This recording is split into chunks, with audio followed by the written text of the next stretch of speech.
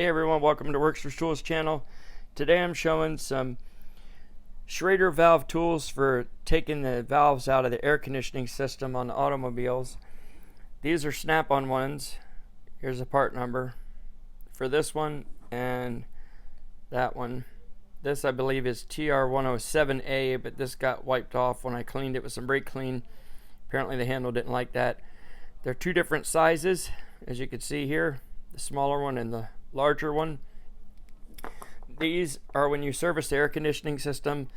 Many times the valves leak that the gauges hook up to, and most of them look similar. They're just little Schrader valves like this. This is a pretty common one, and the way the tool works is it gets onto here, then you can unscrew it. Many of these leak. Sometimes they leak after you actually put the gauges on it and you've disturbed this. So we usually replace these every time we hook up the gauges to them. These tools work really good. These longer ones from Snap-on have good leverage. The problem is, as you'll see on the other ones, they'll break the ears off, and for some reason Snap-on on the larger tool hasn't figured out that hole in there needs to be bigger. So I wind up always having to use this generic one, because down inside there, you can kind of see it here. It looks similar right there, but the other Schrader valves that are bigger, this part is bigger, and it needs that bigger hole to go down into. And the Snap-on one isn't big enough, so it won't work. So you got to use one of these other ones. The problem we have with these, the Snap-on ones now are warranted though.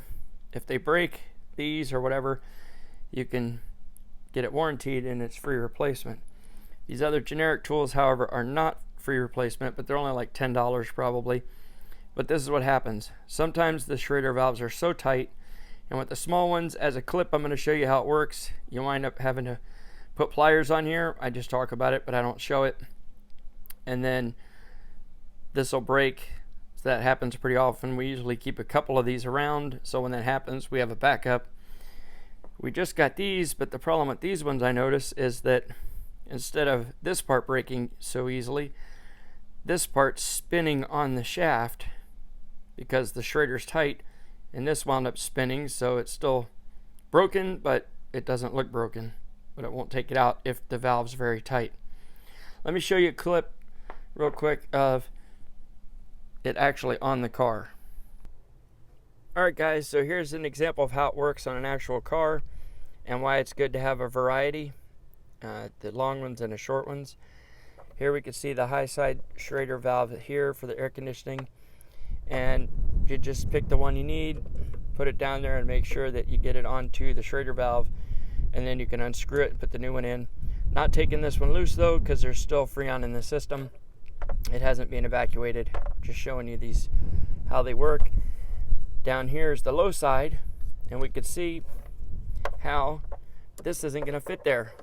So you need the short one often.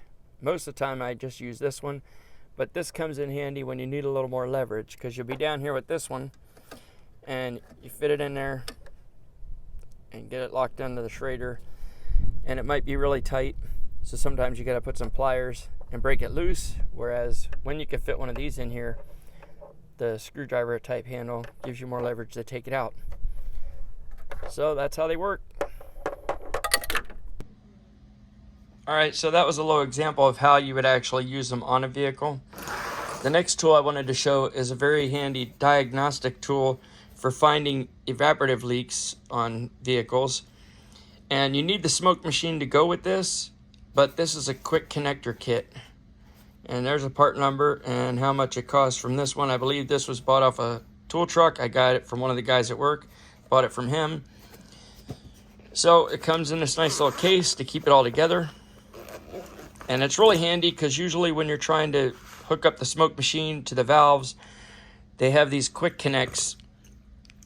I got this one already together, and you'll take like the purge valve off of here, and you'll need to be able to hook onto there. Now sometimes you can just put a rubber hose, but it certainly is nice to have this, because sometimes you're dealing with that side and you can't put a rubber hose in there, so then you have this in the kit to be able to click in there.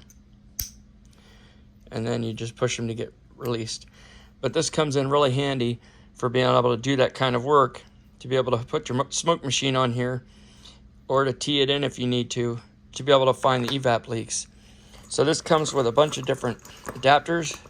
They have different sizes and different connections. Here's the different ones they come with. And then the straight ends. So, you know, you can make what you need to do. Sometimes hook up hoses to it. Here's another piece that can go onto the end of one. And then you can hook to the machine to that. And then some caps where you might need to cap off. It shows what it comes with on this part. And part numbers, I guess, if you need to replace them. So it's a pretty handy tool. I've used it quite a bit for finding the evaporative leak on cars. You'll see the smoke coming from wherever the leak is. And this certainly makes it really nice. Now, granted, we run into a couple where this doesn't work because the fitting's different, but for a lot of them, this works just fine. Unless the hose is too big, then you got to make up some other stuff, put some hoses on it or whatever. So that was a couple tools that I wanted to show that were pretty cool and handy and interesting. Thanks for watching, guys. Remember, don't just work for tools, let the tools work for you. Have an awesome day, and we'll see you on the next one.